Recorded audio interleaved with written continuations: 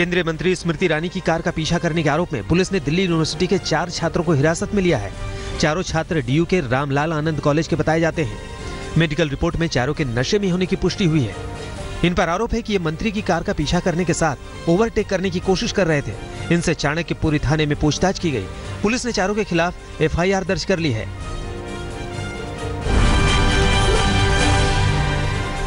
मध्य प्रदेश के भिंड में ईवीएम को लेकर विवाद सामने आने के बाद चुनाव आयोग ने ईवीएम के सुरक्षा तंत्र में किसी भी खराबी से इनकार किया है।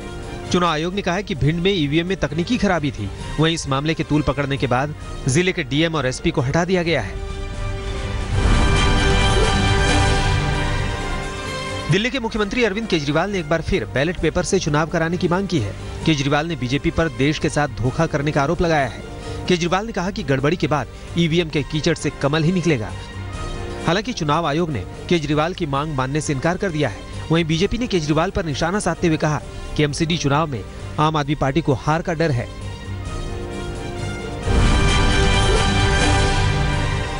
यूपी के चुनाव में मिली हार के बाद मुलायम सिंह यादव ने बेटे अखिलेश यादव पर अब तक का सबसे बड़ा हमला बोला है। मैनपुरी में पार्टी कार्यकर्ताओं को संबोधित करते हुए मुलायम सिंह ने कहा कि जो बाप का ना हुआ वो दूसरे का क्या होगा।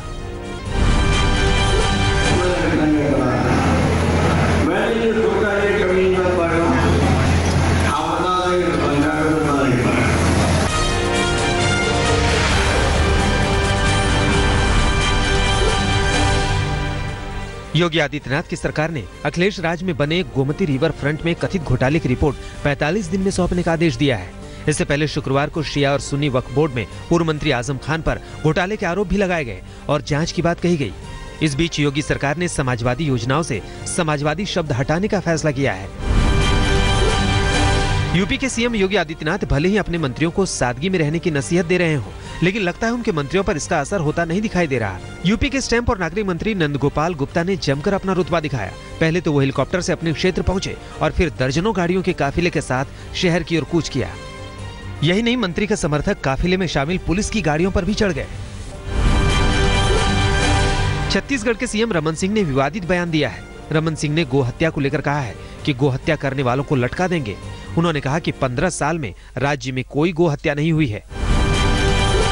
छत्तीसगढ़ में ऐसी कहाँ गो हत्या हो रहा है? नहीं, ऐसा कोई काम हो रहा है क्या? नहीं, ऐसी जानकारी नहीं है। आज तक पिछले 15 साल में किसी गौ को मारा है? मतलब कोई काम की जरूरत मारेगा उसको लटका देंगे। यूपी में योगी सरकार के एक्शन में आने का असर दिखाई देने लगा है। मेरठ के मवाना की नगरपालिका कर्मचारियों की हाजिरी के मामले में प्रदेश की सबसे पहली नगरपालिका बन गई है। सीएम योगी आदित्यनाथ ने 23 तारीख को घोषणा की थी कि सभी जगह बायोमेट्रिक मशीनें लगाई जाएं और अधिकारियों के साथ कर्मचारियों की हाजिरी मशीन से की जाए।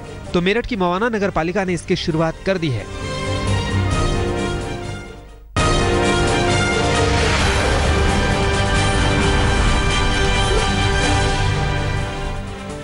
आज देश को सबसे लंबी सुरंग का तोहफा मिलेगा। आज प्रधानमंत्री नरेंद्र मोदी जम्मू कश्मीर राष्ट्रीय राजमार्ग पर देश की सबसे लंबी नासिरी सुरंग को राष्ट्र को समर्पित करेंगे। इसके साथ ही इस पर वाहनों की आवाजाही शुरू हो जाएगी। जम्मू कश्मीर में 9.2 किलोमीटर लंबी सुरंग से जम्मू और श्रीनगर के सफर में 3 घंटे की कटौती होगी।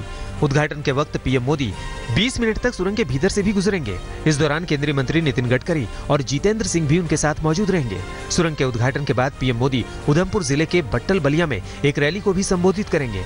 वहीं अलगाववादियों ने पीएम मोदी के जम्मू कश्मीर दौरे का विरोध किया है। हुर्रियत नेताओं ने राज्य में विकास योजनाओं की तुलना रिश्वत से की है। प्रधानमंत्री नरेंद्र मोदी और यूपी के सीएम योगी आदित्यनाथ शपथ ग्रहण समारोह के बाद आज एक बार फिर एक साथ दिखाई देंगे। पीएम मोदी और योगी आदित्यनाथ आज इलाहाबाद हाईकोर्ट की 150वीं सालगिरह के समापन समारोह में शामिल होंगे। सुप्रीम कोर्ट के चीफ जस्टिस JS खेहर भी कार्यक्रम में शिरकत करेंगे। इन सबके साथ यूपी के राज्यपाल राम नाईक, केंद्रीय मंत्री रविशंकर प्रसाद के साथ कोलकाता और बॉम्बे हाईकोर्ट के जस्टिस भी इस कार्यक्रम में हिस्सा लेंगे। हाईवे के किनारे शराब बेचने पर लगाए गए सुप्रीम कोर्ट के बैन के खिलाफ आज होटल और रेस्टोरेंट इंडस्ट्री से जुड़े लोग प्रदर्शन करेंगे। वहीं गोवा सरकार सुप्रीम कोर्ट के फैसले को चुनौती देने की तैयारी में है। सीएम मनोहर पर्रिकर ने शराब व्यवसाय से जुड़े प्रतिनिधियों के साथ मुलाकात की और उनकी समस्या सुनी। आज आंध्र प्रदेश के मुख्यमंत्री चंद्रबाबू नायडू अपने कैबिनेट का विस्तार करेंगे। इस विस्तार में नायडू के बेटे एन लोकेश को कैबिनेट में जगह मिलने के आसार हैं। इसे लोकेश की नायडू के उत्तराधिकारी के तौर पर आधिकारिक एंट्री माना जाएगा। इसके साथ ही इस विस्तार में कई नए चेहरों को शामिल किया जा सकता है। तो कई की छुट्टी भी संभव है। एयर इंडिया के बैन के बाद प्राइवेट एयरलाइंस में टिकट बुक कराने की कोशिश कर रहे शिवसेना सांसद रविंद्र गायकवाड़ को स्पाइस जेट से भी झटका लगा है।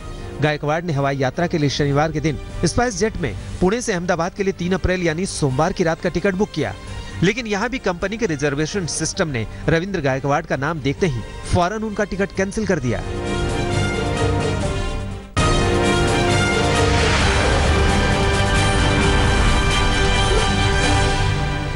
दिल्ली नगर निगम चुनावों के लिए कांग्रेस ने 140 उम्मीदवारों की पहली सूची जारी कर दी है। दिल्ली कांग्रेस अध्यक्ष अजय माकन ने सूची जारी करते हुए कहा कि बाकी के उम्मीदवारों का ऐलान रविवार यानी आज होगा।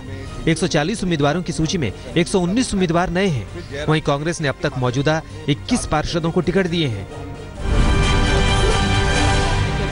दिल्ली एमसीडी चुनाव में प्रचार के लिए उतरे मुख्यमंत्री अरविंद केजरीवाल का एक नया रूप सामने आया है। चुनावी सभा के दौरान वहां मौजूद कुछ लोगों ने मोदी मोदी के नारे लगाने शुरू कर दिए। इन नारों से झल्लाए अरविंद केजरीवाल ने कहा कि अगर मोदी मोदी के नारों से दिल्ली वालों का हाउस टैक्स माफ हो जाता है तो वो भी मोदी मोदी के नारे लगाने को तैयार हैं।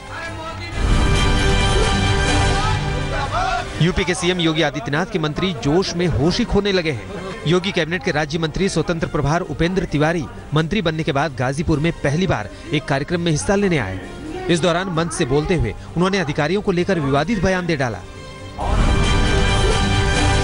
घोड़ा वही होता है। आज उत्तर प्रदेश सरकार के अंदर घोड़े आज सभी वही हैं, चाहे वो डीजीपी के रूप में बैठे हों, मुख्य सचिव के रूप में बैठे हों, प्रमुख सचिव के रूप में बैठे हों, चाहे उत्तर प्रदेश के अंदर जितने प्रशासनिक अधिकारी जो पिछली सरकार में थे वही आज भी चल रहे हैं।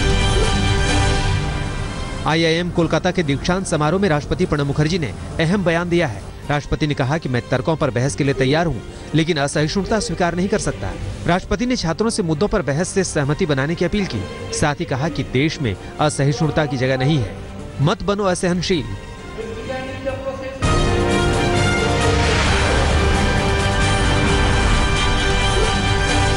नोएडा में नामी यूनिवर्सिटी से बीटेक की पढ़ाई कर रहे एक छात्र ने फांसी लगाकर जान दे दी। सेक्टर 15 में रहने वाले छात्र मेहर मथुर ने अपने कमरे में फांसी लगाकर मौत को गले लगा लिया। पुलिस को मौके से एक सुसाइड नोट मिला है, जिसमें पढ़ाई में कमजोर होने से परेशान होने की बात लिखी है। पुलिस ने शव को कब्जे में लेकर पोस्टमार्टम के लिए भेज दिया है। पुलिस को छात्र के दोस्तों से पूछताछ में पता चला है एक विषय में बैक आ गई थी, जिसकी वजह से वो तनाव में था।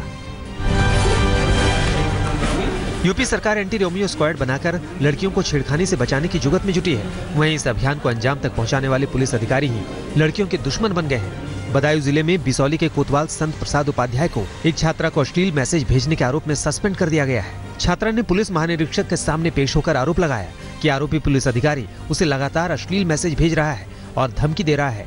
शिकायत पर कार्रवाई करते हुए अधिकारी को सस्पेंड कर दिया गया है। मुंबई के कुर्ला रेलवे स्टेशन पर उस वक्त अफरा तफरी मच गई जब गुस्साए यात्रियों ने प्लेटफॉर्म नंबर 7 पर बनी कैंटीन का सामान लूट लिया और कैंटीन में तोड़फोड़ की। पुलिस के मुताबिक एक दिव्यांग यात्री रामदास निकम ने कैंटीन से समोसा खरीदा था, जिसमें बाल निकला। इसकी शिकायत यात्री ने कैंटीन वाले से की, जिसके बाद कैंटीन का कर्मचारी उन्हें भला बुरा कहने लगा। इसके बाद प्लेटफॉर्म पर खड़े यात्री दिव्यांग की मदद के लिए आगे आए और कैंटीन में जमकर तोड़फोड़ कर दी। पंजाब के गुरदासपुर के बटाला में कुख्यात गैंगस्टर सुखविंदर सिंह उर्फ लाला की अज्ञात लोगों ने सरेआम गोलियां दागकर हत्या कर दी। वारदात को उस वक्त अंजाम दिया गया जब सुखविंदर उर्फ लाला देर रात करीब 9 बजे अपने 2 छोटे भतीजों के साथ जिम से घर वापस लौट रहा था। इस दौरान कुछ कार सवार लोगों ने लाला पर ताबड़तोड़ गोलियां दागनी शुरू कर दी। पुलिस ने हत्या की जांच शुरू कर दी है। हरियाणा के महेंद्रगढ़ जिले से कमाई के लिए सऊदी अरब गया एक किसान वहीं फंसकर रह गया है। राजेंद्र सिंह शेखावत का पासपोर्ट और वीजा उसके मालिक ने छीन लिया है। साथ ही उसे सैलरी भी नहीं दी जा रही है। शेखावत ने अपने परिवार वालों को वीडियो भेजकर विदेश मंत्री सुषमा स्वराज से खुद को छुड़ाने की अपील की है। दरअसल राजेंद्र सिंह शेखावत ने अपनी बेटी की शादी के लिए गांव वालों से कर्ज लिया था, जिसे उतारने के चलते कमाई करने के एवज में वो सऊदी अरब गया था।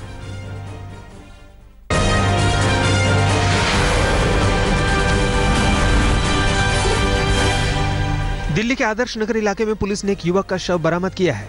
युवक की पहचान 20 साल के विजय कुमार के तौर पर हुई है, जो डभोला का रहने वाला था। फिलहाल पुलिस शव को कब्जे में लेकर मामले की जांच में जुट गई है। दक्षिण दिल्ली के संगम विहार इलाके की पुलिस ने एक ऐसे बाइक चोर को गिरफ्तार किया है जो अपने बच्चों को बोर्डिंग स्कूल में पढ़ाने और उनकी महंगी फीस भरने के लिए बाइक चोरी करता था। पुलिस ने इसे रातिया मार्ग से गिरफ्तार किया है।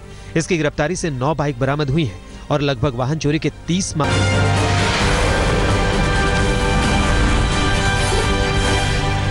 काले धन के खिलाफ हमले की दूसरी किश्त में मोदी सरकार ने बेनामी संपत्ति पर करारा वार किया है।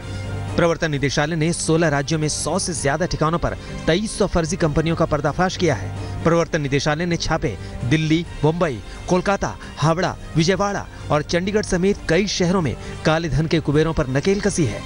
अकेले दिल्ली और मुंबई में ही 1000 से ज्यादा कंपनियां नोटबंदी यानी 8 नवंबर के बाद बनाई गईं। भारत ने इंफ्रास्ट्रक्चर डेवलपमेंट के लिए न्यू डेवलपमेंट बैंक से $2 अरब का कर्ज मांगा है। एनडीबी ने लोन की प्रक्रिया अगले 2 साल में पूरी होने की संभावना जताई है। वित्त मंत्री अरुण जेटली ने यह जानकारी दी है।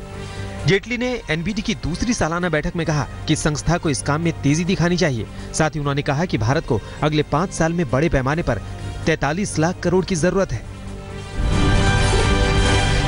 रेल यात्रियों को ई टिकट पर सर्विस चार्ज से छूट की सुविधा 23 जून तक मिलनी जारी रहेगी। यात्रियों की मदद करने और टिकट आरक्षण के लिए डिजिटल माध्यम से उन्हें भुगतान करने के लिए प्रेरित करने के मकसद से इससे पहले 23 नवंबर 2016 से 31 मार्च 2017 तक ऑनलाइन टिकट बुक कराने पर सर्विस चार्ज को हटा लिया गया था। देश की 2 कार निर्माता कंपनियों मारुति सुजुकी और हुंडई मोटर इंडिया ने नए मॉडल्स और मौजूदा प्रोडक्ट्स की अच्छी मांग के दम पर रिकॉर्ड बिक्री दर्ज की है। वहीं टाटा इंडिया, रेनो और निसान इंडिया की बिक्री में भी बढ़ोतरी दर्ज की गई है। अमेरिका व्यापार घाटा खत्म करने के लिए कड़े कदम उठाने की तैयारी कर रहा है। अमेरिकी राष्ट्रपति डोनाल्ड ट्रंप ने एक एग्जीक्यूटिव ऑर्डर जारी किया है। इस ऑर्डर में दुनिया के 16 देशों के साथ व्यापार घाटे की समीक्षा करने की बात कही गई है।